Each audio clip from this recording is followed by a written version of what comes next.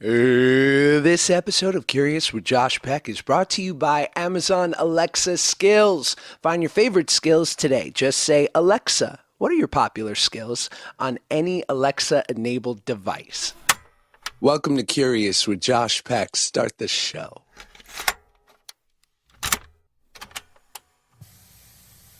Welcome back to the Curious Podcast with me, Josh Peck. I'm your host. I'm your guide. I'm your mentor, maybe. I like to think of myself as that, perhaps. I like to think that you hold me in a certain esteem. And when life's not treating you right and you're just feeling all types of ways and you're like, God, is this it? Really? This was not the adulthood that I dreamed of as a child. I thought it would be so much more full of just exciting prospects and limitless possibilities. And it's just a lot of worrying about where we're going to go out to eat and how expensive health insurance is. And do we need Showtime? I want Showtime, but do we need it? Maybe. Look, I'll tell you what, piecemeal it. Honey, I'll get HBO and Showtime for a month. We'll watch fucking everything, okay? We're going to watch everything. We're going to on demand it. I'm going to, do the whole HBO Go thing. Then after a month, get rid of it. And maybe we should call the cable company and see if they'll lower our bill, because they always do. Isn't that fascinating? How you can call the cable company and you'll say listen, I'm leaving. You know what? I think I'm just gonna stream at this point. I really just watch Netflix, and they'll be like, okay, hear us out. If you're gonna leave, we know your bill's $250, but how about if you only pay $11 a month? And you're like, what the fuck? I could have been paying $11 a month. They're like, we needed something just in case. We needed an ace in the hole that if you threatened to leave, we'd keep you here. And you're like, God, $11. All right. I suppose, can I get faster internet with that? Yeah, of course you can. Yeah, we just arbitrarily keep your numbers low so that you need us. We just want to frustrate you, basically. We don't want you downloading too many things. You don't need all that. Trust us. This is such a grown-up thing, cable bills. I never thought I'd be making myself laugh about it at 31. Yeah, but, so is life. These are the intricacies. This is the minutia of just being alive past the age of 30. This is a thing we get off on. I mean, I really like hanging out with older people because I'm just big fans, and it'll be fascinating to me when I'll talk to a friend who's in their 70s. I'll be like, what'd you do today? And they'll be like, went to the bank. And I'm like, and then what else? And they go, nothing else. Bank. And that was their day. And they were stoked. They got into the minutia. I'll be like, what'd you do today? I was on the phone with Verizon for most of the morning. Made myself lunch. Now, winding down. Oh my God. Yo, today's podcast, my friend Matthew Cole Weiss, who I've known for 2 years now, incredibly talented writer-director, a former podcaster, hopefully future podcaster. He had a great podcast called Allegedly with Theo Vaughn, and that's how we met. He sort of sidled up to me at a party and said, would you ever come on my podcast? And I did it. And then we became quick friends because we come from the same neurotic Jewish mama boy mentality. But he's a real gem. And he formerly worked for TMZ and a couple other of those sort of fun, gossipy outlets. And he really understands the business. He loves famous people.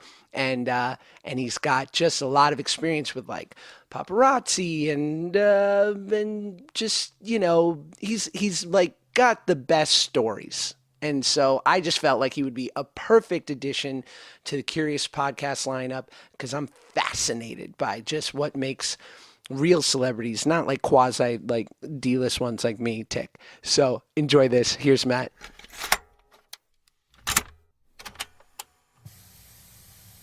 Yeah. 1, 2. Check. Give me some. Give me some. Matthew Cole Weiss here. Matthew Cole Weiss. What's up? Can't believe this is happening. This is great, man. And we just had pizza, and I feel fat, So Same you got here. me very vulnerable. How about that? This is just going to be 60 minutes of tears, crying. You can get whatever you want out of me right now. I know. It's just two former chubby guys who we're getting vulnerable. This Very is really going to vulnerable. happen. But I'm glad to be here, man. I mean, we do. I mean, not to deviate from the eating portion of this, but I mean, I pay for every bad meal I eat. Do you? What do you mean? Like, just psychologically.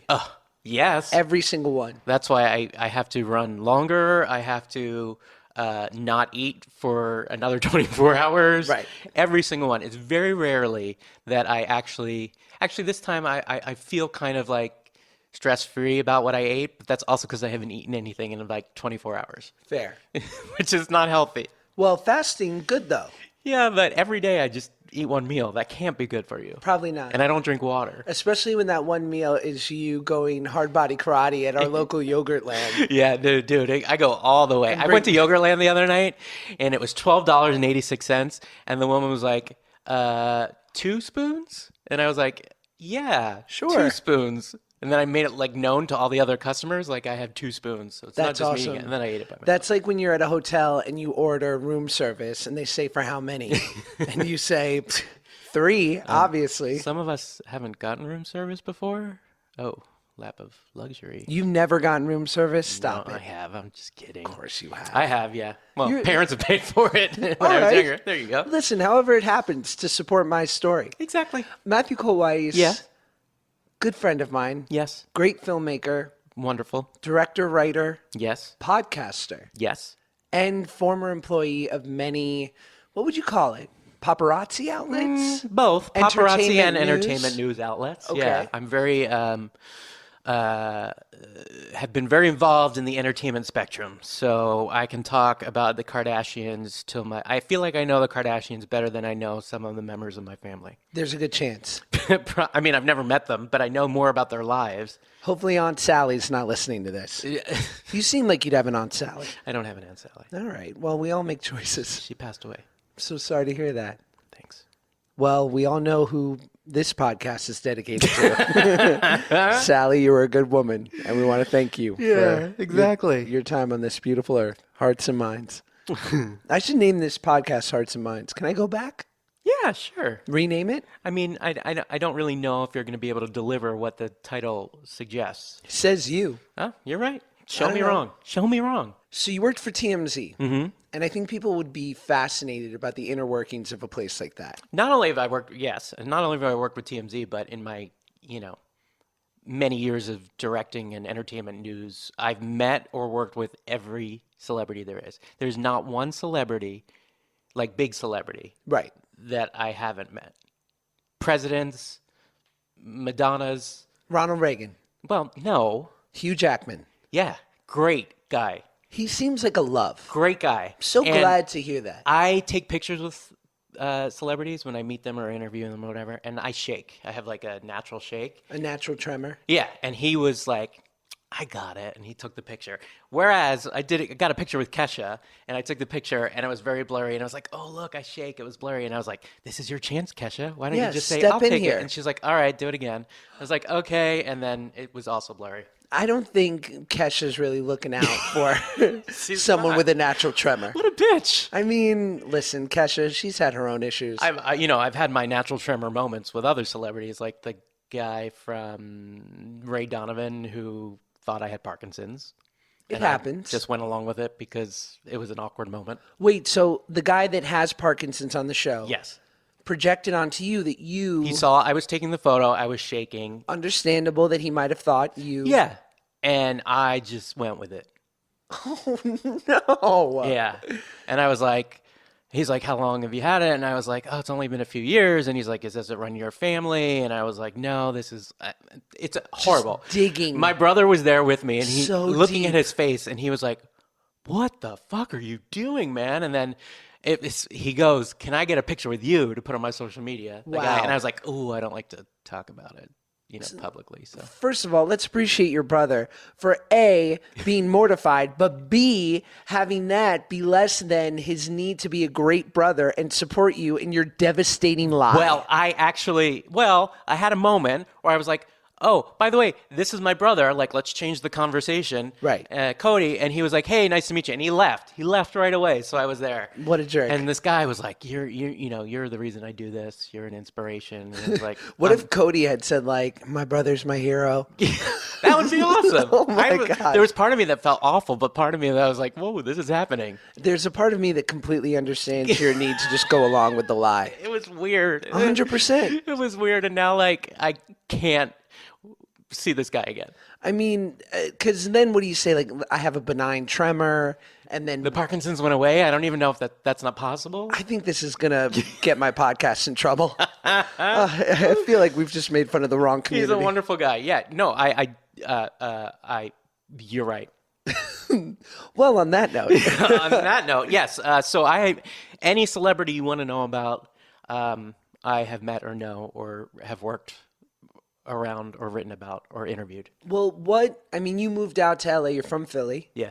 and so how did you get into the sort of entertainment news? Well, I fell into it zone? because first I went to New York and I went to NYU. Okay. And Tisch? Yeah, Tisch. Oh well, excuse me. Yes, Tisch. I mean, for me as an actor, like anytime you see a filmmaker or an actor who actually goes through the traditional system, like a USC, a Juilliard, and doesn't just decide one day, like most of us schmucks, who's like, I could do that. No, bro, it was I've such a seen waste. movies. It was a waste. It was a waste. I mean, it structured me a little bit and made me like direct and make stuff, but I don't think I learned anything specific there. I certainly didn't learn anything that would help me like have a career. Did you watch a lot of Godard? Yeah. Yes. And what's even worse than that is watching other students' short films that think that they are like Citizen Kane. And then they can give you feedback on your it was shit awful. and criticize. That sounds awful. I did this short film there. It was called Mean People Suck, stars James Franco. Wait, this is a student film starring James Franco? Yeah. All right, overachiever. Totally. And I was like, my class is totally going to love this and support this. And they just tore it down. Well, because they were all jealous. So you got James maybe, Franco. for sure. But it went on and won awards and stuff. But anyway, so when I was in college. Wait, I think we need to talk about how you got James Franco to be in your Well, first that's what I'm ever getting short. to. Okay. When I was in college, I was like, I need a way to kind of network. So I wrote for the school paper, the NYU Washington Square News. And they had me do entertainment beat, and I'd meet other journalists, like just out and about, say, hey, if you're looking for anybody. So I started writing for 17 magazine, right? Great. Yeah, sure. What the fuck I did a whole piece about, what Jonathan guys look Taylor for in Thomas. girls. No, I totally did a straight piece. That's great. Like the type of girls that I look for, like for whatever. How did Or you what do guy- research on that? I made it all up. It's all bullshit. All right. I that's just cute. assume this is what straight guys think. All right, for our listeners, in case they haven't already put it together. If you haven't put it together, man, Well, you're a little late. a little late to the party. So then 17 led to Us Weekly, led to other things, and I started doing interviews and Maxim and Details and Time Out, New York Times, everything. And so I interviewed celebrities, and then I would say, hey, do you want to be in my short film? Ballsy. Ballsy. So I did it to Ben Affleck. I had Casey Affleck on. Ben Affleck post Good Will Hunting. Yeah. Jesus. He was on the hook. While he was dating J-Lo.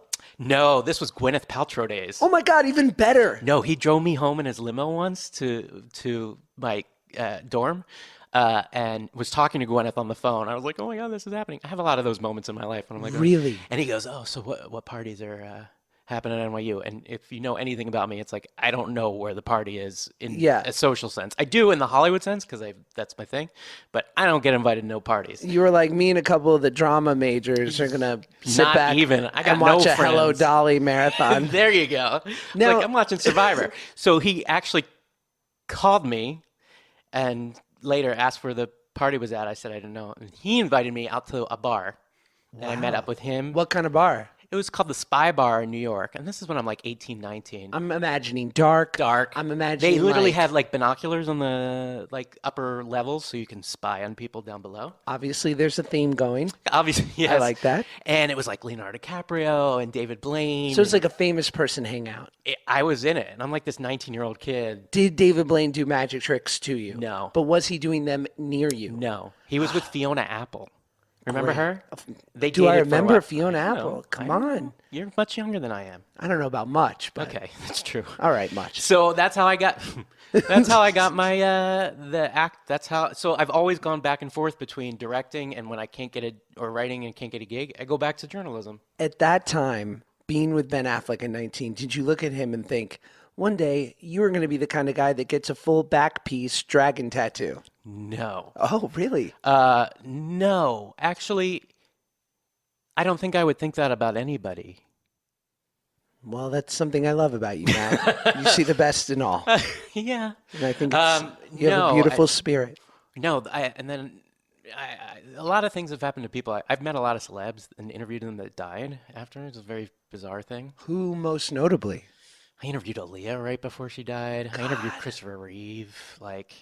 I was interviewing Christopher Reeve with my tape recorder, and I dropped it on his he was in the wheelchair, and Stop it. went into his apparatus. It was so embarrassing. No. Yeah. Did alarms go off? No, no alarms went off, but I didn't know what to do, and I was like, and then someone came over and was like, "Let me do this for you. You don't want to fucking pull out the tube."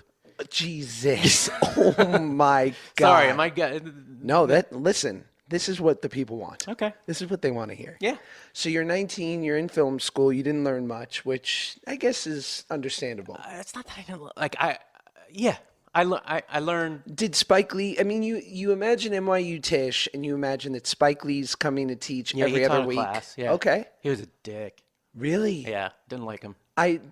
Okay. But then I don't want to say that I can imagine that because I would die to work with him one day, but I can imagine that. But then I also wanted to act, and so I was auditioning, and I auditioned for a movie that he was directing called Bamboozled. Right. And the part was young white male, and so I go into the audition, and You're like, I qualify. I totally qualify. It's a dark room. He's in the corner, and my line is, I just have to do this chant, "Let's go N-word. Let's go N-word. Let's go N-word," over and over again. And he's like, louder, louder, and doing it. Got the part. Wow. So you can see me in the credits. They cut me out. My name's in the credits. All right. Well, look, it's the small victories. And then I went up to him at the class after, and I was like, "Hey, I'm the guy," and he didn't. He blew me off. Whatever. Listen, we all make mistakes. We do. It's I all also right. met Bryan Singer in one of these things. I mean, Spike Lee's an incredible filmmaker. He doesn't make the movies you like because, Okay, fair enough. but he's an incredible filmmaker. He has I made love some him. incredible films. He's made some not so incredible films too. Haven't we all?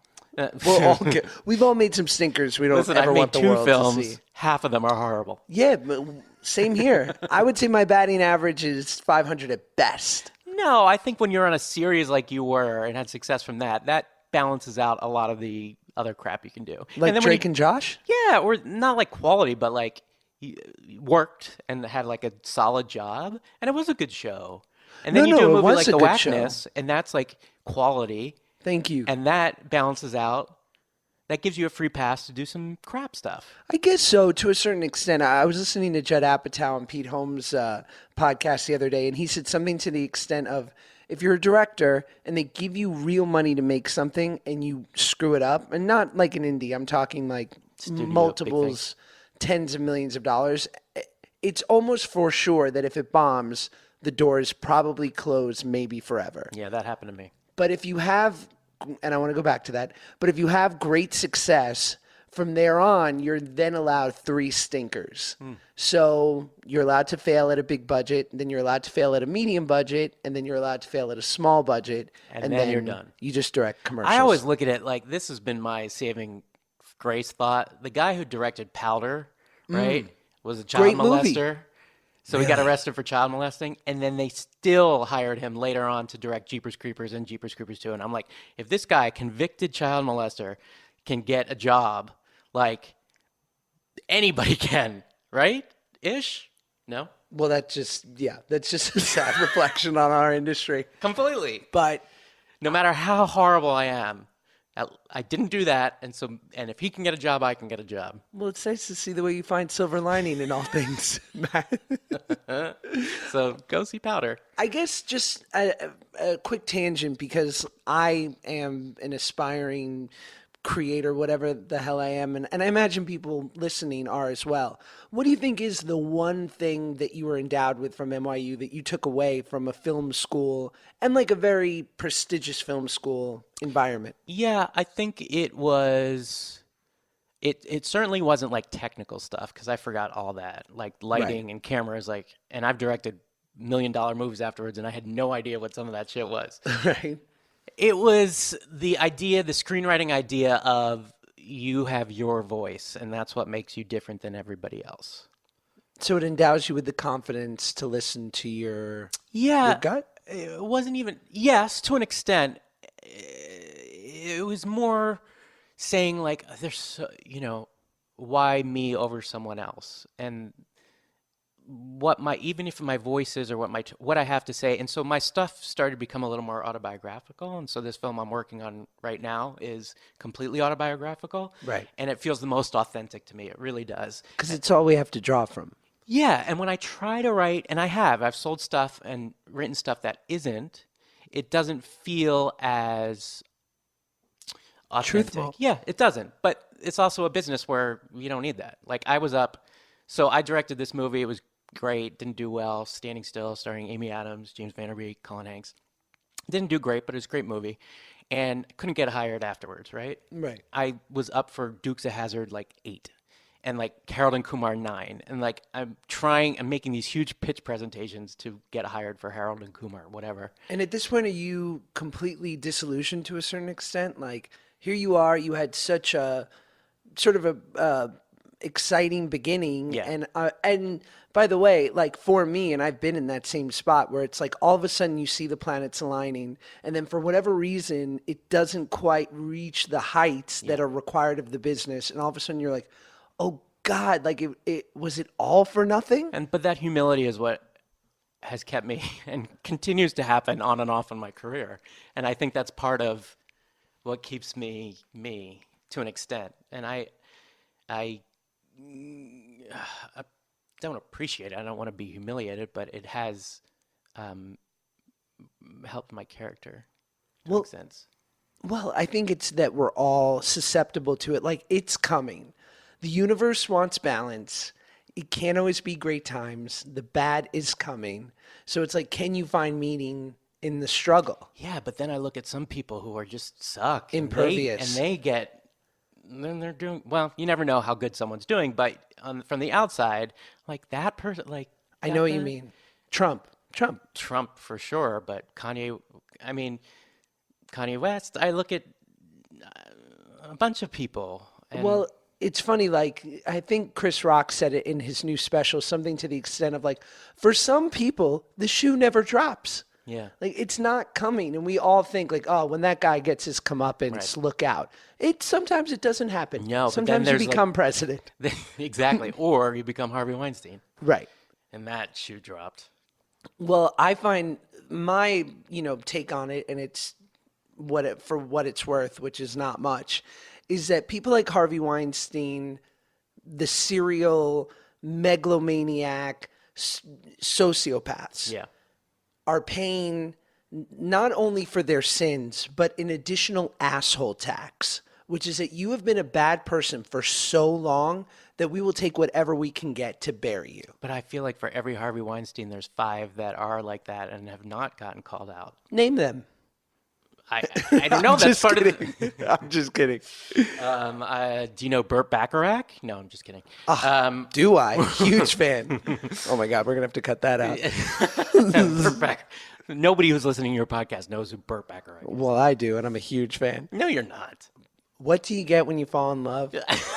You're too. I mean, I don't even know his music. You only get lies and pain and sorrow. That's hysterical. Well, Do you know that song? I mean, What no. do you get when you fall in love? Yeah, Come on. Now I know it. You only get lies and pain Burt Bacharach and is a sorrow. wonderful human being. I agree, but let's not get on a Burt Bacharach tangent because that'll take over for the next 90 minutes. So, it's interesting too that you talk about NYU because I was listening to such a great actor. I'm not going to know his name. He was on Mark Maron's podcast. Bradley, plays the father in Get Out. And he's also Bradley Whitford? Yes. Yeah. And he went to Juilliard, had the entire sort of the acting upper echelon experience. And he said the greatest thing I took away from it was that you were able to act for 10 hours a day. Yeah. You were doing the thing that you're trying to do at all times during the day. And I got to do parts that I never would be allowed to do. So he got to stretch and move in a certain way. And I feel like all sort of the academic settings for anything that's artistic, like filmmaking and what have you. Yeah. It made me do it. It's a gym. Yeah, it is. To try shit out. And I was reluctant at first too, but it made me do it and create things that I don't necessarily have that drive or that whatever to get it done because of a deadline or now, and I just don't do it. But one of the things I really appreciated about NYU was the city. I mean, the city Right. spoke for itself. Did you buy drugs in Washington Square Park? No, but when Me either. when I was looking at dorms, I went with my parents to look at dorms, and we saw this guy, and he let us come into his kid and let us come into his dorm to look at what it was like to see if I wanted to live there, right? And then afterwards, as we were leaving, my dad said, "Do you know where we can get some lunch?" And he thought that my dad was saying, "Do you know where we can get some weed or something like that?" Doesn't even rhyme. No. What the hell was I don't this know. I drug forget what it was. addict thinking? Maybe it was get some food, and he thought he said weed, something like that. I mean, I could understand if it was like lube or like something closer to food. I do ask for that often. Who doesn't? But so this kid brought out like his pot in front of not pot's much, I went to college a long time ago, but and my dad was like, "Oh my," like he freaked out, like, "Oh, no pot, you can't go to this school." I can imagine Mr. Weiss yeah. shrinking at the sight of some marijuana. Whereas I stayed overnight at Fordham because I almost went there. I was recently there. They put me in a room like for the weekend with students to see what it was like, and they did spoon melting crack or whatever it was and injecting while I was there. Really? Yeah, and I was like, this is not the place for me. Understandable. And I literally called my mom. I was like, I'm not staying, and I went home. I think that's probably for the best. I don't imagine you thriving in that environment. No, I don't freaks know. out. So we've sort of gone in a big roundabout way. Here I come, bringing it back. Yeah. Host duties. James Franco. Yeah. How do you get him into your short? So I interviewed him. Interviewed him. Yeah. and Affleck style. He was on Freaks and Geeks at the time, and I sent him the script, and I said, any chance? And I flew him out to New York because he was in LA at the time. I flew all the actors out. It was also Beverly Mitchell, who was on Seventh Heaven. Of course. Lucy? Yeah, Lucy. Lucy. So Classic. she was pretty big at the time. Yeah. This girl, Dominique Swain, who was in Lolita and Face Off, and this guy, Eric Christian Olsen, who's now on NCIS LA. I flew them all out. I was like, this Baller. is it. This is it, man. And then I did the festival circuit with it after. I went to Fargo, North Dakota. Did you put him up? Oh, no, they didn't come with me to the festival. No, I mean, when you flew him out, did you put him up at a hotel? It cost a shit ton. What are we talking about? A Marriott Courtyard? No, it was one Best of those. Western? It was one of those furnished apartments sort of things. All right. Because it was literally just for 4 days or so. And then we shot in Central Park, and we didn't have permits, and police came, and James Franco was like, "Where's the trailer?" And I was like, James. No, there ain't no trailer. You're bugging, my friend. You can have a towel to warm you up, but that's Right. about it. I could go buy you a water from the bodega on the corner. That's what it was. But right now, I'm going to need you to sit on this apple box. 100%. Yeah, got another ad for y'all. It's going to be really exciting, kind of. Yo, have you heard about Robinhood? Robinhood is an investing app that lets you buy and sell stocks, ETFs options, and cryptos all commission-free. Yo, those cryptos, that could be the future. You know what I'm saying? You never know. Look, Robinhood strives to make financial services work for everyone, not just the wealthy. It's a non-intimidating way for stock market newcomers to invest for the first time with true confidence. And listen, here's why it's dope. The cost, no commission thing, that's huge. Other brokerages charge up to $10 for every trade, but Robinhood doesn't charge commission fees. Trade stocks and keep all of your profits. Plus, the design, it's easy to use, easy to understand charts and market data, place a trade in just 4 taps on your smartphone. So, Robinhood is giving listeners a free stock like Apple, Ford, or Sprint to help build your portfolio. Sign up at curious.robinhood.com. That's curious.robinhood.com. Let's get back to the show. Being around that early on, especially with a guy like Franco who's become this, huge star, do you see it then when he's young, like moments of greatness? Yeah, I did with him. How does that look? It looks as he's meant for something bigger than this, than like what I'm doing, and Like he's sort of exploding out of it. yeah, like he's got more than other people in the scene. You could just tell, and he also has a look, and That does. I mean, we all have a look, but he's got like the right one. he had the right look Right. for sure. The one I've been working on for 20 years. Lost 100 pounds to get and then realized I still don't have it. What? Oh, buddy. It's all right. Yeah, I mean, I've been fortunate enough to be around friends or work with people who right before they get huge. I worked with Amy Adams right before she got Oscar nominated. I worked with Chris Pratt right before he blew up. I worked with Meghan Markle right before she's became or is about Lady to become Markle? Yeah, exactly. Princess Markle? What is that's what she becomes? I Princess think so. Markle. Yeah, princess. Okay. I did the Fox is doing a special on it, and they called me up and they were like, will you do an interview about what Megan was like? And she worked on my film for like 2 days, but I did get to know her and she was very awesome. And I was like, yeah, only if it's positive. And then I went in and did the interview. And so I think you can see it like the day of the wedding. It'll be on Fox or Really? yeah, you can see me. I just wish there's a part of me that wishes that he had married like a Jewish girl or something. So it's like my last name up there, like Princess Peckerman. Now that's a name. Yeah. I could just see the people of the UK being like, I'm not sure about her being fourth in line for the. I think they're saying that, but not for Jewish reasons. Oh, I see. But and what I said in this special is she's a strong, opinionated, tough, awesome girl. Right. She genuinely is. Like, I'm not, and she's gorgeous. I wouldn't hit it, but Well, sure. well, maybe now that she's princess, I would. I mean, I feel like if you're going to throw one out there to a girl, she'd be the one. Well, it would be like her or Meryl Streep, Yeah. because Meryl Streep can do anything, including me. Yeah, right? Make her talk in accents. Could you imagine that? When, like, in the middle, like, once you're done with the act, then maybe you guys do a little scene work.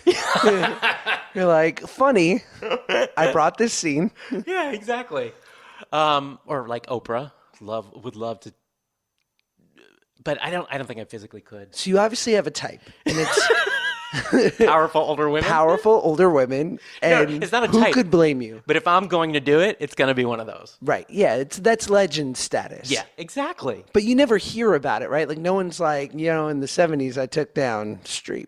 Like, You're right. you Nobody don't does. really hear about it. Yeah, but it's like I wouldn't like Hillary Clinton. I wouldn't do. Oh, I would. You would? Are you kidding me? Absolutely. That does not seem fun at all. I'd be like, Hillary, don't you know how to set up an AOL account? Hillary, don't you know how to set up an email account? And she's like, "Shut up and just." Well, okay, forget it. Who knows? This part's not going to make it. No, there's something about like Oprah. Man, Oprah.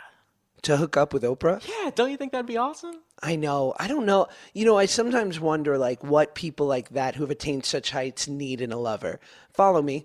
I'm not sure that I think they want some level of normalcy, right? You never know. Their life is fireworks. You're saying you couldn't live up to. No, I think I'd be the perfect normal guy. Oh, okay. I think I'd have just what they needed. Oprah. You know what I mean? I'd be like, Oprah, I know that you are everyone's favorite, but like with me, you're just so. Bring it down, oh. Let's just hang out. Let's have a moment, Yeah, you and me. your name's Stedman. Yes. That's why it works. 100%. Yeah, that's all right. I understand strong women. You do? Yeah, and I just feel What's like that about? I feel like most men are intimidated by women in general, but strong women for sure. And because I grew up with a single mom who was Jewish and tough and kept the wolves at bay and kept me in line and had no qualms about doing so, I sort of understand the idea of being able to come home and being like, I know you're a boss and I know you're the toughest, like strongest person out there. come on, let's eat some, takeout Chinese food. I'm going to rub your feet. There's something very swag, is what the kids call it. Something very swag about that. Yeah. They're genuinely. And then we're going to You watch, turned me on. we're going to watch the reality show of your choice tonight. Ooh. We're going to cuddle. And then anything after that, dealer's choice. Yeah, I know don't what I think mean? Meryl Streep would put up with it, though. No, No. she wouldn't. Okay, so Yo. you leave NYU. Mm-hmm. What's next? I got an offer to direct a movie right out here. I was 21, and that's the Amy Adams movie. And it's based off your short. No. Script someone else wrote. That just, I got it off of my short. It's Right. not like the story of the short, but yeah, I got the job off the short. So you are now making your first movie. You're 21. Youngest person on the set. You're directing. Yeah. No idea And- what I was doing. And then what do? You let them do their thing. You hope for the best. You Yeah, I mean, part of my problem as if. at that age was I kind of let it, I just checked to everybody, and I kind of forgot that voice thing or that vision thing, which Right. is why I'm here. And I kind of just check to anybody. I mean, listen, I had a grip who worked on Willy Wonka and the Chocolate Factory. I'm like, I'm not going to tell him how to do this stuff. Like, this guy knows more than me, you know? He was in a room with Gene Wilder. Seriously, and like- Veruca. And this 21-year-old kid who's never directed anything is going to be like, no. Plus, I didn't know anything about lights because I didn't really remember that from school. But I got very intimidated, very intimidated. So you And basically I lost. just kowtied to whoever had Yeah, I the mean, stronger voice. my strong suit has always been working with actors, so I enjoyed that aspect of it and worked Right. with actors. But I also got kind of confused between friendship and work, Sure. and that fucked with me a little bit Because too. it's an intoxicating environment, which I don't Very. think people really quite understand about making a movie or a TV show. And the people who financed my movie, one of the financiers owned the Golden Nugget Hotel in Las Vegas.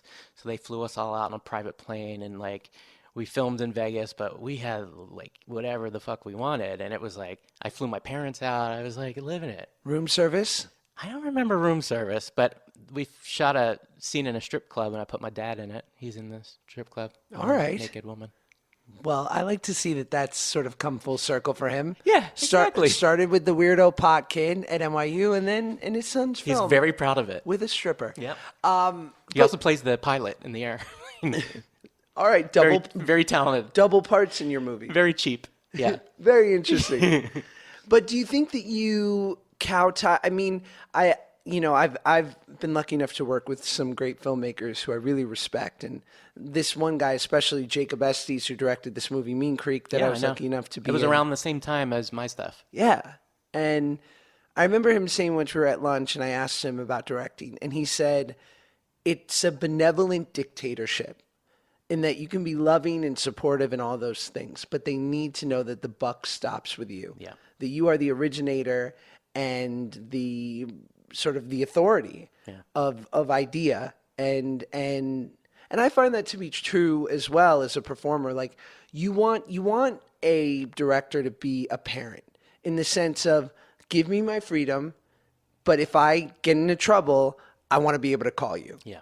And that's what you want. Like, let me try some shit, but if I veer too far left or right, put me back on I track. had this one moment in Standing Still in the art department. I had to come up with a puppet, and they came and brought me 2 different versions of the puppet, and they're like, which one do you want? I was like, I don't know. Right. And then I was like, at that moment, I was like, I don't know what I'm doing. Like, and you can't say that. No, you can never let on. So that you just should say that one, even if you don't have no idea, and hope for the best. I mean, what I learned in that is have your voice, trust your instincts. And then I went and did another movie after that, which sucked. Yeah. We all do it. Yeah. Do no. you know that? Now, this is another interesting thing, too, because I've worked on movies that just aren't good. Yeah. But you'll never work on a movie. Now, back in the day, when we used to shoot on film, they would have dailies and they would have a room basically where they would project what they shot the day before. And all the head departments, the cameramen and the costumes and the art department would go in and watch what was done the day before. Even on the worst film, you'll never see a producer come out of there and go, we're in trouble. Right. They always go, I think we have something really special here. Right. And so did you know in the middle of it, you're like, this isn't working? Yeah. Yeah, we've all been there. I knew that I was the wrong guy for it. Right. I didn't write it. It was a thriller. Which Is isn't that my thing. crushing? Yeah, it sucked. And so at that point, are you just trying to, Get by day right? and get it made. I mean, the two main actors did not get along at all, and that was tough. They brought in a DP who I didn't know, and I actually kind of didn't love. And by then, I was just like, let's just get this over with. Oh, I know it's painful.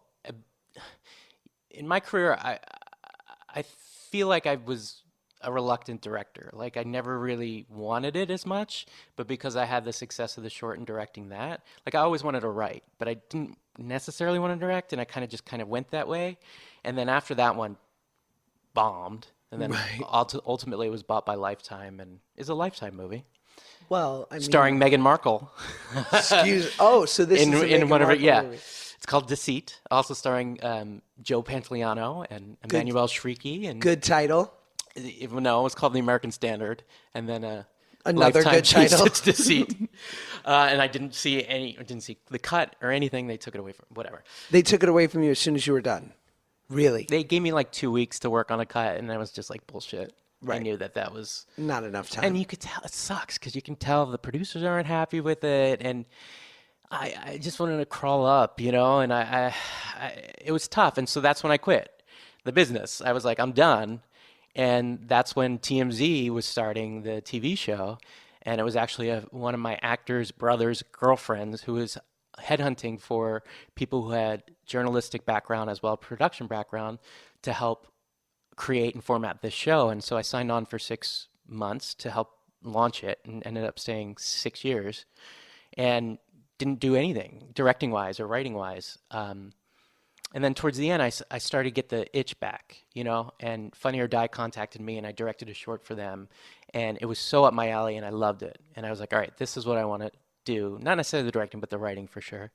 And so I left kind of cold turkey TMZ and started, this is what I call my second career, my second time around. And so I'm in my second time around. And so, starting at TMZ, is there any initial trepidation because you're like, here I come from the traditional world? Did you know that it was going to become Not really. The only thing that at that time, the two biggest things at TMZ were Anna Nicole Smith died and Paris Hilton was in jail, right? So it wasn't as paparazzi as it was just kind of like weird story. Like, Yeah, right now, like in today's day and age, that's a Tuesday. yeah, exactly. So it wasn't amped up by that at all. So it So I wasn't the power that it is now. No, not at all. Not even close. Website or the TV show. And then as it kind of got formatted and things happened and they started shooting their own video and, doing that sort of stuff. And it became a little more defined with paparazzi-ish and that sort of stuff. There was moments when it was very tough for me, but, I lost some friends. I get it to an extent. And I used to like really hurt me and I used to like cry, but I also had to realize that, okay, maybe these weren't real friendships to begin with. Right. But also secondly, I got to do what I got to do. And there are people to this day who give me shit about it, and my answer to that, and I'm a lot less defensive of it. And I don't let it get to me near as much because as I'm older and years have gone by, I'm like, well, screw you. But what would you say, because we've talked as friends, and it's like, what are the biggest misconceptions about who TMZ is as opposed to like the scummy paparazzi hanging Yeah. out in the bushes outside someone's house? I actually will defend TMZ a lot, and I think that TMZ does not do one of my biggest problems is when people blame TMZ when the blame should really fall on whoever did whatever the bad thing was. Right. You know what I mean? And Like you let yourself get filmed. yeah, or you said this, or you got the DUI, and Right. and we're following you to ask you about it, but you're the one who did it in the first place. So don't shit on TMZ for really doing that. I also feel like people want this. Like the Kardashians exist for a reason. So it's sometimes a chicken or egg thing, like who do you really like? Can you really blame TMZ? They're just kind of capitalizing on what people are craving and kind of giving it to them, right? But the Kardashians and people of that nature, I feel like have some sort of arrangement with publicity companies like this, or Maybe. I mean, I've paparazzi never really companies. been involved in that aspect of it, but I'm sure, you know. I remember my buddy worked for a huge photo Getty Image Yeah. company, and basically it's an aggregate of any paparazzi photo, also professional photos. I mean, it's a super legitimate source. Yeah. But I always remember him saying something to the effect of like any 80% of the paparazzi photos that you see have been arranged. Right. There's certainly, I've heard over the years, many people do that, for sure. And it's people that totally, I mean, It's a certain breed of people in the business. It's like George Clooney's Yes. not doing that.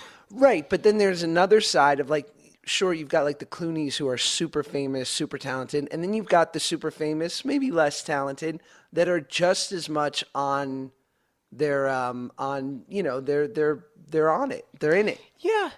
Yeah. I mean, with TMZ, and this is me just being blunt and honest, I TMZ does not print stories unless it's vetted or has a photo or video to back it up, right? Right. So they're not going to say, "Oh, we heard that so and so was cheating with so and so." They're not going to do it. They will do it if it really can be vetted or if there's some kind of physical evidence to it. And TMZ also does not go following children around. You know, they do not shoot on people's houses or properties. That may be other paparazzi, and maybe sometimes they have bought it or whatnot, but they do have a discerning eye and there is a line. There really is. And I think people just automatically lump everything together.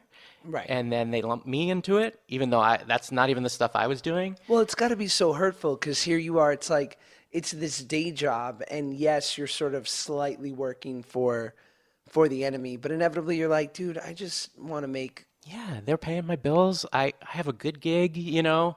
I met people. I made other friends through it, you know.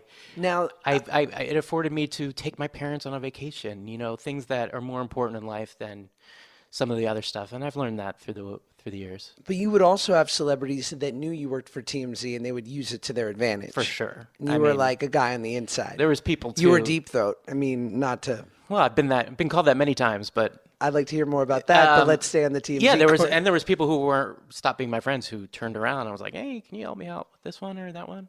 Really, and I'm sure you did. Didn't? I'm sure you did help them. Did, yeah. Yeah, of course. I mean, And what does this that is mean? a business of relationships, whether they're real or not. You know, I'm not someone who likes to be on the shit side of people, but you know, there's a bunch of people I've accidentally done that too. But I try to keep the relationships alive because you never know. So you then on some level became the guy who I'm famous. I came out of a club drunk, kissing someone that's not my wife or girlfriend, and Matt, dude, this is bad. Like, can you make Yeah, and this? I didn't have the power to make anything go away. couldn't kill it. I couldn't. No, I but mean, you I could never. spin it. Maybe. I didn't even write that stuff. I could present it to other people there and just be like, "Look," and then hand it off to them. I had campaign for them. Yeah, This good guy yeah. doesn't for deserve sure. this. And- we all get drunk and kiss people that aren't our 7 out of the 10 times I believed it. right. You know, and a couple I didn't, but of the 7 out of 10 times that I believed it, you know, bit me in the ass anyway because they were just using me. I've learned a lot in this town. It's politics. You're exchanging favors. And so I always find it interesting, especially in LA, you'll see that you'll be out and there'll be a famous person at a restaurant you're eating at or at a hotel or what have you. And if they haven't called the paparazzi, somehow the paps have figured out where they are. And does that mean that everyone is on the take? Is everyone calling? People have asked me that for years. I have no idea. I really don't. I'm pretty sure they are. I'm not. Never had access to that stuff. I don't know how they got even some of the stories they got. Like I don't know, and I don't want to know. Right. Not because it's bad or anything. It's just not what I'm interested in. But there's a good chance that like valets at certain places or hotel. Somebody's got to be calling. Right. You know, I'm sure there are places that camera guys just stake out all the time because celebrities are always there, like Craig's restaurant or something. Celebrities are always there, and they know what they're getting in for when they go there. But then other places, someone's got to tell them, I guess. What would you, if you had to give if you had 60 seconds with someone that was about to be majorly famous and you cared about them and wanted them to keep up you didn't want them to fall into the pitfalls of how people look in front of paparazzi, what would you tell them? My thing with that is just don't say anything. Don't stay quiet. Yeah, just stay quiet. Clooney stays quiet. Clooney, no, he plays. He'll stay quiet about stuff, but then if you ask about Batman or whatever, he'll play ball. Right. And that's fun. That's good, but that's a skill. You know, if you don't want to be in that public eye, don't do things that'll put you in the public eye. Well, Don't say things that'll put you in the public eye. I mean, look, actors in general, we're all dying for people's affection, but especially in this world, I mean, people, like, I call it the woo phenomenon, right? If you go to a sporting event or anything, even like on the street with a news camera, you put that camera on someone and you're going to get a woo. You're going to get woo. Yeah, of course. Because all of a sudden, That's there's like a the free lens shirt on you. thing where all of a sudden you can get a free shirt. Everyone's like, oh my God, a free shirt. Yeah. Like, I don't need a free shirt. But Shoot me okay. in the face with a t-shirt Yeah, gun. completely. So I feel like we're all dying to have some relevancy at all times. And Kind of the nature of the insecurity of the people in this business, for sure. that's how famous people screw themselves. It is, but then you don't see like certain stars, like you don't know anything. I mean, I'm not talking about like Leonardo DiCaprio dating like Victoria's Secret models or whatnot. I'm talking about Gary Oldman. What's he up to? You know, like he's not going to clubs, and there's certain people that you just don't hear about, and that's because they just don't want to be heard about. Right. So you can choose to keep a lower profile. I think so. You know, or someone like Tom Hanks, you know, who everything that I read about him is always positive. Always. I met him. Nice guy, right? Mensch, a sweetheart. Nice guy. Just anyone who's not Jewish listening, Mensch, a Jewish word for a good guy. Yeah. Sweetheart. So be that guy. Right. You know, it's not. I mean, unless you're not that guy, and then you're your own enemy. You know. It's funny too because I remember recently I was leaving a place and it was during the whole Logan Paul scandal and whatnot, and I, you know, being in that world, it was obviously an easy question to ask me, and there happened to be a paparazzi there, and it must have been a slow night because he turned the camera on as I was walking, and he said, like, "What do you think about this Logan Paul stuff?" And I just remembered, like, I don't have to answer this, Right. and I was like, really, like, you're leading me down this road, like, you Right. just want me to completely screw myself. To an extent, yeah. I don't know. Because what's the proper answer? I admonish him and I jump on the bandwagon of publicly going against him, which he's gotten more than enough of, and which I don't need to publicly chastise someone because we're all in glass houses, right? Yeah, that's your belief, and maybe my belief, but there are people who'll just say whatever the fuck they want, and Right. some of those I respect. You know. Many of the Real Housewives. No, I don't respect them. No, I don't know. Being on both sides of the business. It's been a tricky balance. And I recently had a pitch for a show with a very famous actress and her company. And once they found out that I used to work there, they literally threw me out of the room. And Really? it was humiliating. Not as humiliating as it would have been for me like 10 years ago when I would have like completely imploded and felt horrible about myself. But it's still, they said, let me give you a lesson in life, you know, like you can't straddle both sides of the fence. And I was like, fuck you. Like, I don't need you to tell me about my life or my choices. And I'm doing it. I'm fine. Right. You know, like I'm fine. I'm okay. I mean, it's all gravy because the real important parts of life, and this is the only thing that I've learned in all of this, is family and friends and travel and doing that. None of the other shit matters. And is TMZ a place where you'll get a call in the middle of the night? Not me. No. I didn't work in that stuff. Right. I just worked on the TV show and wrote jokes. But you were on the TV show at first. Yeah, I was on the show. So did you have any sort of semblance of celebrity? Yeah, Really? I loved it. Of course you did. I did. go to my restaurant and it's, Matt, are you from TMZ? They never knew my name. Well, actually, no, they kind of knew my name sometimes, but it would happen on a daily occurrence. And that got to my head a little bit. And I was like, ooh, like this is, and then all of a sudden I'm like, oh, I have a career as like a host or something like that. And no, I didn't after I But left. I find this correlation too, especially with you, but with a lot of people, in that you've worked in sort of entertainment news. You've got a picture to your own, by your own admission, with almost every celebrity on earth. Are famous people just more fun than regular people? I think so. You love them. One of my favorite movies is Almost Famous, and one of the lines is Patrick Fugit's character says to Kate Hudson, "Why do you only hang out with famous people or have to be around famous people?" And she says, "They're just more interesting." And I kind of agree. You love it. I do love it. I love it for the sociological, psychological stuff. I love it because I picture myself when I was 10 watching the Oscars with my mom and just wanting to be in Hollywood and reading People magazines, and now I'm in it, And because I'm a fan of entertainment business in general, and I follow that, and I'm in it, and that's cool to me. Is there a commonality that you've seen? I'm not talking about like fake famous people that are famous for a short time, but for the real stars that you met, do you find a common thread in all of them, that's something that they all possess, good or bad? Because I noticed something. I don't know. I think no. I think I wanted to say that they're all a little less concerned with image, but that's not true by any means. With their image? Yeah. Really? Tom Cruise cares incredibly about his image. Yeah, 100%. So I'm wrong in that sense. But do you think, I find, and this is when I've been around anyone that's sort of famous or noteworthy, that they become the cop car in the room and everyone around them is just trying to drive normal. They're all putting on, like when you see a cop car on the road, you're like making sure you're at the speed limit, making sure you're going straight. And that's everyone in their orbit that, and I think Seinfeld said it to Obama, and I mean, that's like the biggest celebrity there is, but to a smaller extent, other people, where it's like, do you understand that everyone, for better or for worse, is putting up an act right now around you? Well, I will say that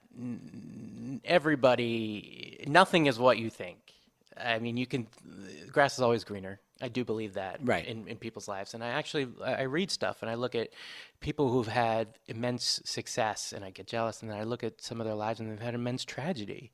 And it's like, I'm not saying that's the universe of some way, but it's not as perfect as it seems. And I also see success can get to anybody's head. And the other thing I notice is that the people who genuinely care about what they do and the craft or the talent, they're a lot more grounded than everybody else. Right. And that's a way to keep you grounded. This is a city of temptation. And I've seen many people succumb to that. Drugs, sex, partying, clubbing, all night rages, kills careers, kills relationships, but a lot of people learn from it and come out of it. Well, because to a certain extent, eventually, if you're leading an extraordinary life, you've got to push the limits on it. And how much crazier can it get? And how many more people can you be with? And drugs can you do? And experiences can you have? And yes men around, nobody's there to check you, really. Speaking of yes men, can we talk about Kanye? Yeah. And yes, man. And can we talk? You want to talk about yes men? Reading his text messages, not with John Legend, but these other knuckleheads that he's texting, and he's like writing all this stuff that's a little kooky, and all he's got is people writing back going, "You a genius, yay?" Mm-hmm. Absolutely. Like, they are so co-signing his bullshit, where if I wrote my best friend Len, if I was like, my guy, it's all about love, love, love, love, love, love, this is how we got to live, love, he'd be like, Josh, you're bugged out right now. What's wrong with you? Right. Like, have you taken the wrong pill this morning? It's funny. He would check me. A friend checks you. A friend checks you, but it's also, I've been in orbits of big people, and it's a different world. It really is. He lives in a different world. Right. Money isn't an issue, yes men all around. And I'm friendly with Lance Bass, who I really love and is a genuine guy. And I always say, he's always flying here or there, or getting the Hollywood Walk of Fame star or whatever. And I'm like, that's Lance Bass world. Like, I don't understand. There's some aspects of that I will never know. But if he comes to Yogurtland, well, yeah, and that's he's Matt World. He's great. Yeah, that's Matt World. Right. He's pretty grounded as far as they come. But I'm saying they live in a different world. Kanye. But I also look at Kanye. I think there's something very calculated behind everything. Do you? Genuinely. And like he's just the P.T. Barnum of all this right now. Yeah. Yeah. The ringleader. I'm not sure exactly what the thing is. Is it like, just grabbing attention, even if it's a little bit in the negative? Attention is attention. And we're all saps for reacting. Maybe. We're all on the mark. Yeah, I guess. Or he's genuinely sick, which I don't mean to laugh about, but that's a possibility as well. I know what you mean. And I think there's a level of... But he's Kardashian adjacent. Everything they do is calculated. Right. So he's in that, so there's no question in my mind that it's calculated. Sorry. Hi, this is Lucille from the Curious Podcast with Josh Peck Ad Department. Good to meet you. I've got a quick little ad for you and we'll get right on back to the show. Y'all, have you heard of Dollar Shave Club? Because no matter what you do in the bathroom to get ready, Dollar Shave Club has everything you need to look, feel, and smell your best. They have an amazing shower-like thing. They have hairstyling products, toothbrushes, toothpaste. They got it all. Whatever you need in the bathroom, you are set. And of course, obviously, they got razors, they got shave supplies. Recently, I tried their Amber Lavender Body Wash. Let me tell you, it was like a gift that I gave to myself. It was beautiful. I don't know what heaven smells like, but I think I can guess now. Anyway, this is really exciting. Right now, you can get ready with an amazing deal on any one of their starter sets. I recommend the Daily Essentials starter set because I love the Amber Lavender Body Cleanser, but you can't go wrong with any of them. Head over to dollarshaveclub.com/curious to pick your own DSC starter set for just $5. After your starter set, products ship at regular price. And make sure you check out their new video too. That's dollarshaveclub.com/curious, dollarshaveclub.com/curious. That to your point though too, and I was listening to Mike Rappaport's podcast the other day. Do you do anything other than listen to podcasts? I'm a big fan of podcasts. Wow. I listen to you yours. Should start your own. Thank you. It's do. called Allegedly, by the way. It's called Allegedly. Do you want to give anyone, people more information about It's me and a stand-up comedian named Theo Vaughn, and we compete on each episode to win the episode as judged by the celebrity guest, which you have not only been a guest on, but you have co-hosted and substituted for Theo before. Well, it was when you approached me at a party we were at and hadn't met yet, and you said, would you ever consider being on my podcast? Yeah, you got to do it. I mean, one of the things I've learned in this business, and I think a lot of it comes from my interviewing days. I used to be very intimidated. Like, I'd be in an event and I'd have to go up and talk to Richard Gere or, whomever. And I'd be like, oh, Right. But I had to force myself to do it because that was my job. And so I eventually learned that skill of being able, I'll try it, What's the worst thing you're going to say? Fuck you, Matt? Plenty of people have said fuck you, Matt, to me, Like who? But I respect them. I went up to Zach Woods, who plays what's his name? He's on Silicon Valley. He plays Jared, right? And I went up to him and I was like, I love you. You can be on my podcast. And he was like, no. You got to I respect have no him desire, and I did. Yeah, for not giving you the runaround. loved it. Right? Whereas I meet so many people, and they're like, yeah, we'll do it. Call my publicist, and the publicist says, no, not going to happen. Or we'll do it in a month. Cut to 2 years later. I've been trying to get Matt Bomer on the podcast, and he has told me to my face 5 or 6 times he'd be on there, and it still hasn't happened. Let me take care of this. Matt, I know you're listening. Matt Bomer. Yeah, Matt Bomer. Do my friend Matthew Cole Weiss, you guys share a name. Yeah. Be on his podcast. He will only hit on you for the first 48 minutes of it. And then for the last 10, you can talk about your career. Exactly. And I hate fakeness. I don't think his is fake. It's funny, though, that you hate fakeness, and yet you're in this sort of business, which I know. the bad side of it can sort of You can tell when someone's lying to your face, and it bothers me. I'd rather you just be honest about it, but I also know it's kind of, I guess it comes with the territory.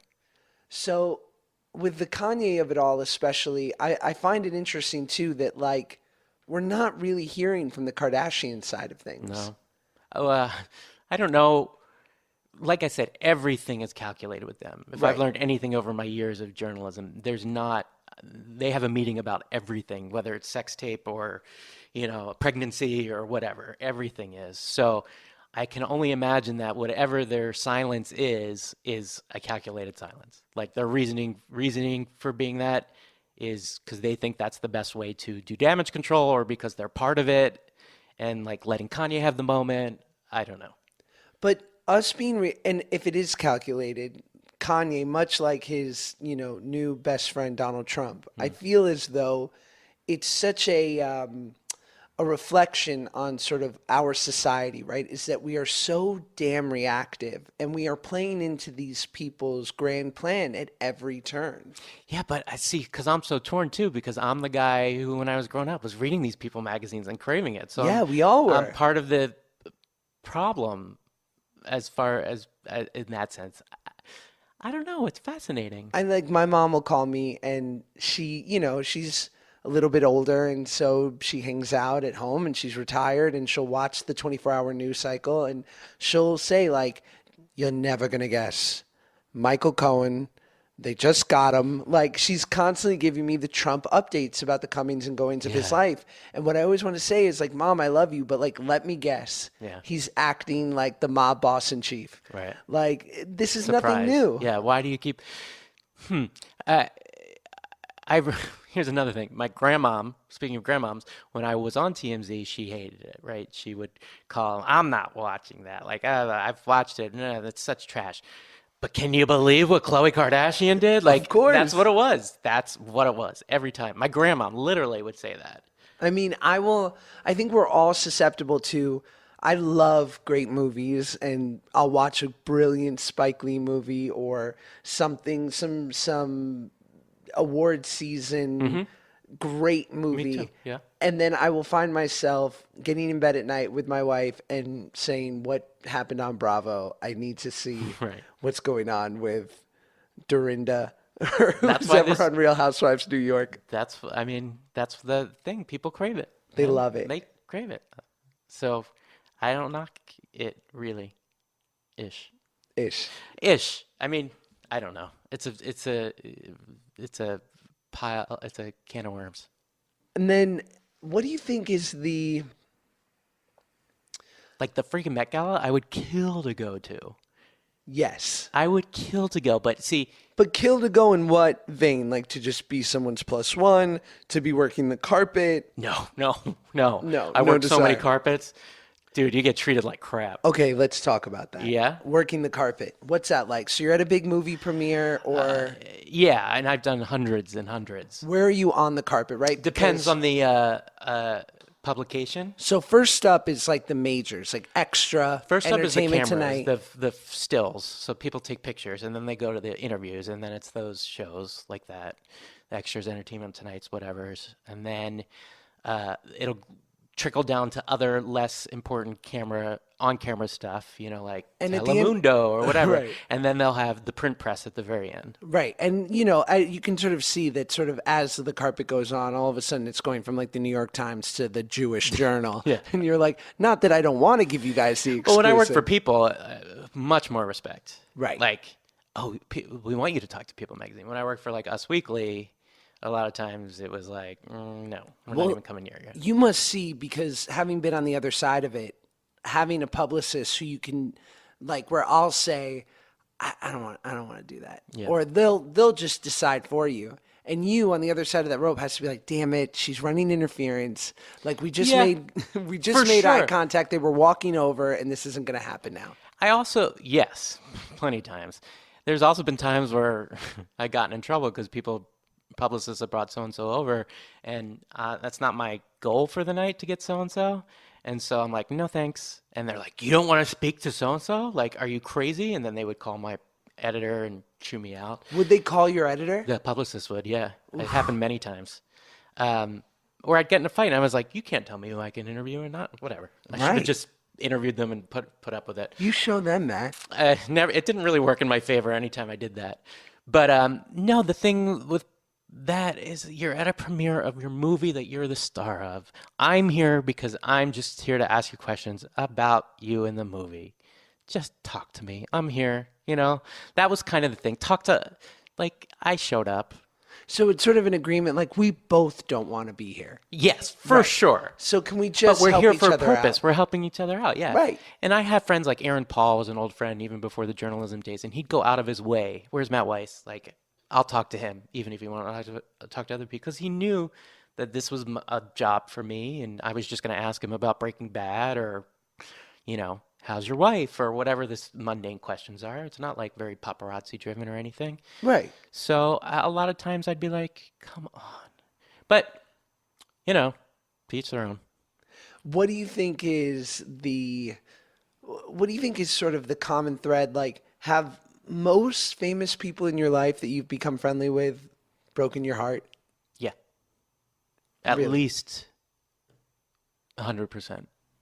Really? At one point or another. God, I'm so glad I'm only a quasi-celebrity because but I'm never that- going to let you down, my That boy. could be because I'm ultra sensitive.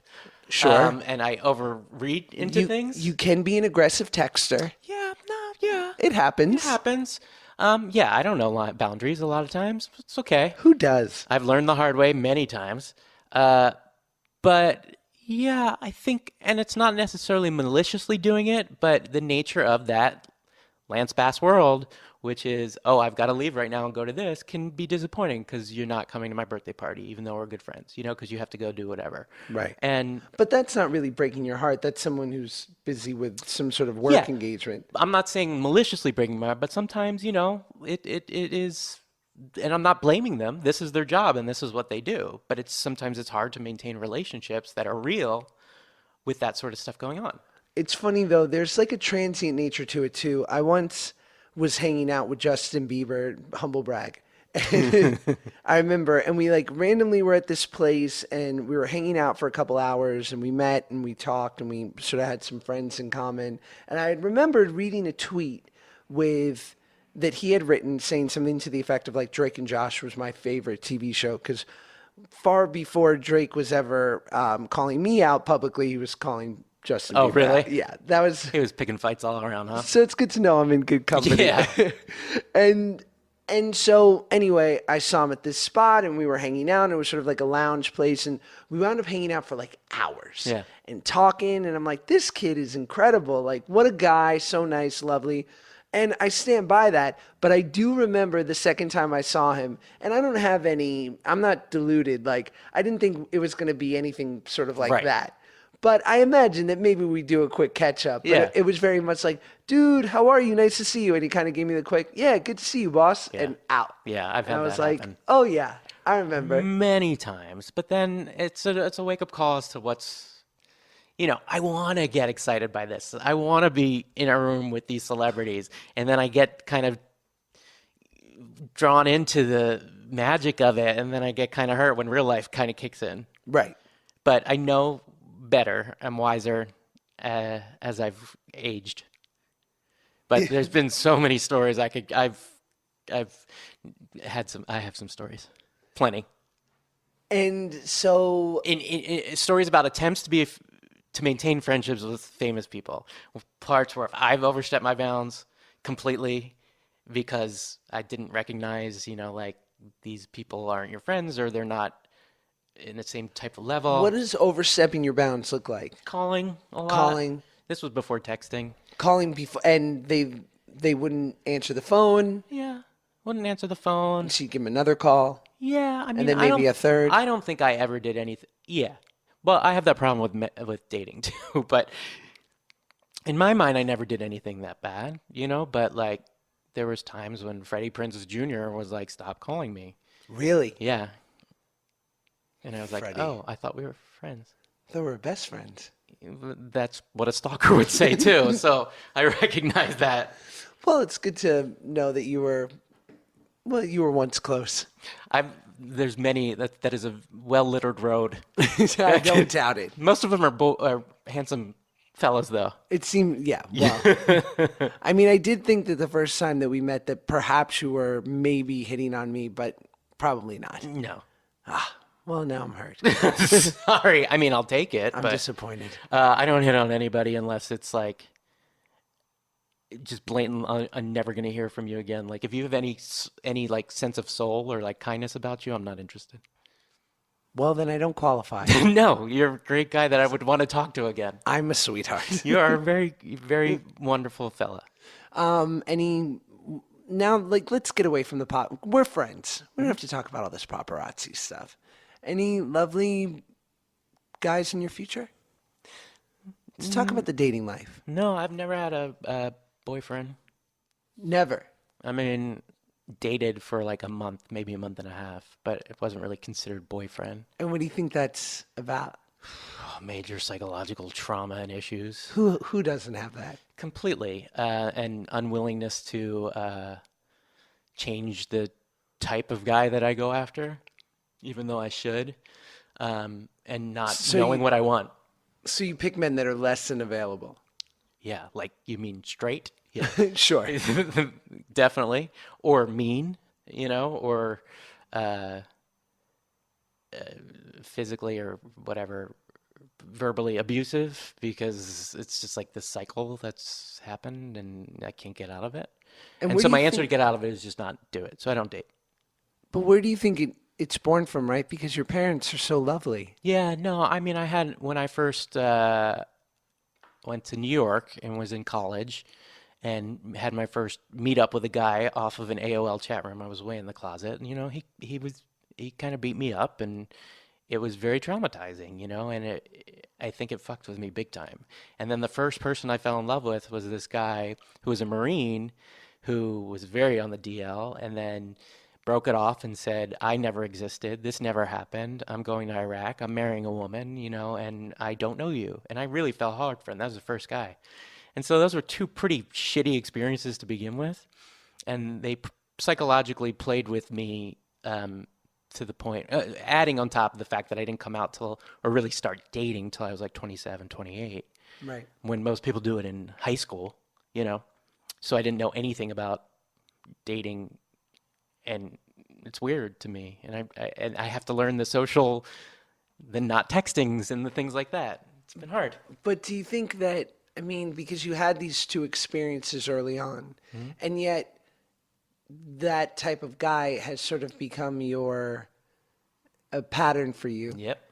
and yet it didn't make you trepidatious of going in that direction. No, because it didn't was make you some kind go- of self-sabotage thing. I've always said that in all my life, my career, my dating, the biggest person standing in the way of my own success is me. I don't let myself get to that step. Well, we're all getting in the way of ourselves. Yeah. But I feel like I do it maybe purposely punishing myself for certain things. I don't know where it comes from. I'm just being honest. Yeah, no, I mean, I think we're all sort of standing in our own way to a certain extent. I heard someone once say, like, we're all born perfect, and then someone calls us fat. Yeah. Or makes fun of our intelligence or our looks or the way we are or the way we dance or the way we rejoice. And Yeah. inevitably we then put up all these defense mechanisms so that we never have to feel that pain again. And that's probably what me with dating was. Like, me of not having to get close to someone again is just like, I'm just going to go after these guys who are just assholes or straight or will hook up with me and then say I didn't exist and whatnot. Right. And that's probably what it was. And as I'm getting older and my priorities are coming a little more into focus, such as, a baby and things like that, I'm trying to reevaluate that. But it's like a habit. It's like smoking, It's like a habit that you have, and you literally have to consciously break. And it's very hard for me to. And you're so, I mean, you're a fully realized man. Yeah, Like, but I mean, there's so much self-awareness, and God knows that you and I have paid for more than our share of psychology, Freudian, Carl Jung, shout out. I mean, we've benefited from years and years of psychotherapy, and yet it feels as though, as having all that, and yet there's still these impediments, these things. Being self-aware is very different than taking action against the problem. But that's even more aware. It's aware, but it is very aware. I will go to my shrink and I'll go, I know this is crazy. Like, I know that I shouldn't be doing this or whatever. And we'll have the same conversation over and over again, but I just don't do it. And even if it's dating, if it's work, if it's, I don't know, I don't do it. And so in the past year or so, I've been trying to make myself do it, and such as dropping everything and going to Australia for 2 weeks, like something I would never do. And I just did it. I just went and did it. And I was proud of myself. I didn't have the best time, but I was proud of myself for doing it. I'm trying to live that way a little more. So breaking patterns. Breaking patterns, trying to get back into the work I want to do, writing and directing, TV and film, and dating, being on Tinder and swiping right for people that are perhaps probably in their better 30s. for me. Yeah. And not just in their late teens. No, my shrink has literally had to take my thing and like change the age range, and because it was like 18 to 30. I wonder if that's going to be a new class in modern psychology, like intervening on your patient's dating app.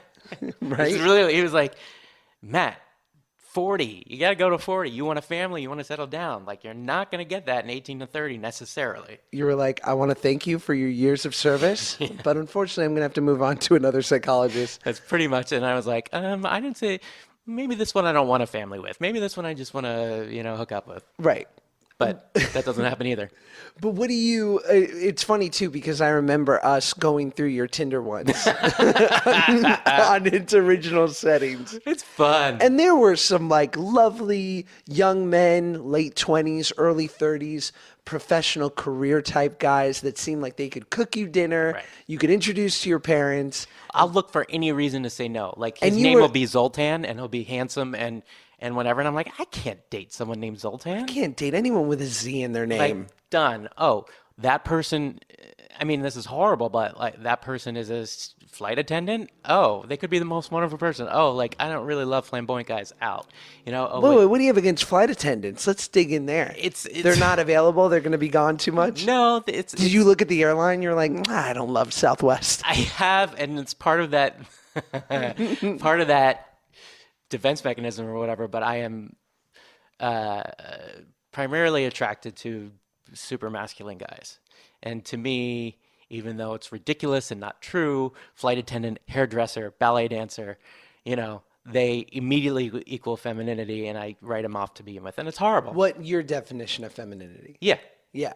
And it's wrong. And just another reason, just one of the many things I just write off that is standing in my own way. So you're looking for like a coal miner, a professional weightlifter. FarmersOnly.com. FarmersOnly.com. Don't they have like Abercrombie and Fitch models who Isn't there a dating app for gay servicemen?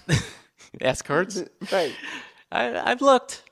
I've never gotten to the point, because with escorts, which exist, you get exactly what you want, right? I want this like blonde hair, blue eye, gorgeous, muscular guy. I can get it, and he'll be in and out. I've never done it, but that's the appeal of it. But that's, inevitably, like, that's the dangerous side of all quick fixes like that, right? It's just like a drug. Well, I used to hook up a lot, and I don't do it anymore because it ultimately leaves me nowhere near satisfied in life. Well, it's short-term gain for long-term pain. Yeah. And yes, very true. Right? And not even gain most of the time. No. Sometimes almost game or fake game. Oh, yeah. Get out of my house. I remember once I was doing a movie that was not another one of those that aren't great. And there was that producer that seemed like he was straight out of a movie, and he was slimy and not the best intentions. And somehow he and I talking on set one day, the conversation turned towards, I could probably get a couple girls for you and I, and we could, go to a hotel or something. That's where we met. Yeah. I remember now. Exactly. Yes. And I just immediately was like terrified. Yeah. That's so, I mean, unless they want to play Scrabble and order in and go on their way, which doesn't seem like a terrible night. I just don't But think you do that's realize there are plenty of other people who do. right. Yeah. We're the exception of the rule out here, I think. Yeah, I mean, Matt, the truth is we're the exception in every sense of the word. That's true. So I guess that all sort of leads into the final chapter of the podcast is that you want to have a kid. Yeah. You want to be like a dad. I do. I don't know much about my life for sure. Like, the only thing I know is that that's what I'm want and supposed to do. And you're 38? Yeah. I always said by 40. And how's that looking? Scary. It gets the closer it gets, the more I go, ooh, I can't go to Australia if I have a kid like that, or ooh, I can't sleep till 2 p.m. And I get more scared and scared. But I don't have the luxury of accidentally getting someone pregnant. True. Or any pregnancy that I'm going to have or kid I'm going to have is going to be very calculated. It's going to have to be a whole adoption process and a whole surrogacy process. So it's like for real, for real. It's a funny thing with my wife and I, especially where, my entire life, it was instilled in me, rightfully so, that like if you are not smart and you get the wrong person pregnant, it will fuck up your life forever. Right. And you will love that kid, but you will not like that person, and you are connected to them more than 18 years, Yeah. your whole life, because that kid connects you. Right. So I remember, my big brother always instilling in me like, whatever you do, have fun, but don't be an idiot. Right. And then you get married and everyone's like, have a kid. They're like, you found the right one, now get her pregnant. Right. And you're like, whoa. And I'm totally excited and ready and stoked for that. And yet there's still sort of like this latent part of me that's been so deeply ingrained of like, what? Right. Like, but there's so much work and responsibility and oh God, but I mean, for me, and I'm interested to hear your thoughts, is like, and it's something I brought up to Stamos, who just had a kid, was that how many days can you sleep until 2? I guess that's not a bad thing, but like, how many trips, how many dinners, how many events can you go to? Everyone I talk to who says it's a lot of work, but 100% worth it, Right. And it's the change in life and everything, no question. And again, I'm aware of that, and that's a little scarier. That'll be a whole life change. Right. Because I'm not of the financial status or whatnot where I can just hire, someone to take care of the baby all the time. I don't have, other than my brother, like family out here to work on it. Most of my friendships are very shallow, and they're not going to do a lot of it just because of the nature of where I'm at. And so it's something that I really have to put thought into. And I thought last year or a year before, like, bring it on. This is it. This is all I want in life. And then as I work on my career and stuff like that, I get a little more nervous. But I have to hold on to the facet or the belief that I do know that that's my calling. I do. That's the one thing I know. You're going to be a great dad. I do know that too. I do. You want to know why I know that? Kids love yogurt. They love going to yogurt. That was it. That was Matthew Cole Weiss. 3 names. What? Can you believe that? Yeah, he's the best. He's a real friend. He's a real buddy, and I so appreciate him doing this. So I'm glad that he did. Guys, have a great week. I'm here for you. If Uncle Josh, if you need me, call on me. Tweet at me at It's Josh Peck. Why do I feel the need to plug right now? You're doing a nice enough thing listening to my pod, and here I am being like, get more of me. Consume more of what I have to give. Yeah. Don't follow me. Unfollow me. You know what? That'll show me for being such a selfish son of a gun. Just so darn needy. More. I'm going to tweet later. Please retweet it so I feel okay about life and that I'm okay and I contribute to the world. No, it's not about that, guys. You know what it's about? It's about a nice meal. It's about family. It's about a good movie, art. Maybe you're into sports. I don't know from that, but I know a lot of people like them. It's about your kids, or so people tell me. I don't know. I don't have one yet. It's coming soon. Terrifying. But yeah, it's about the little things, It's just about the little things. All right. Love you guys. Thank you. See you next week. Okay, bye.